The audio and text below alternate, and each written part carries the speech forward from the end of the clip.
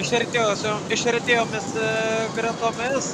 Būtent rungtynės Tiškevičiaus pataikymas iš toli nesiekia nei 20%. Turintis visas galimybės apsidengti. Miknevičio čia. Tris taip pat ir Rytas Marau. Čia Aidas Kavaliauskas perima kamuolį. Tiesiog atšokęs čia Snitka. Nusistumia leistinai. Nusprendžia užsibaiginėti. Osvaldas Bražionis lieka ant parketo. Čia Vytas Aleksa.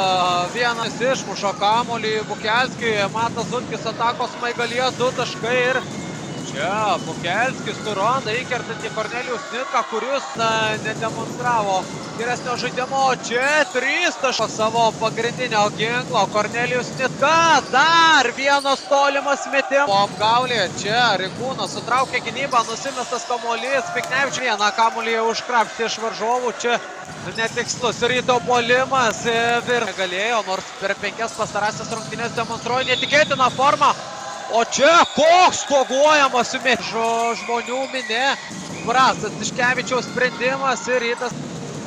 Adomas Rybelis aikštės krašte visiškai laisvas. Ar bus įsimesti, bando atakuoti Vakarį Tiškevičių ir 2+1. Tai to pertraukėliai davė savo vidiems nurodymų.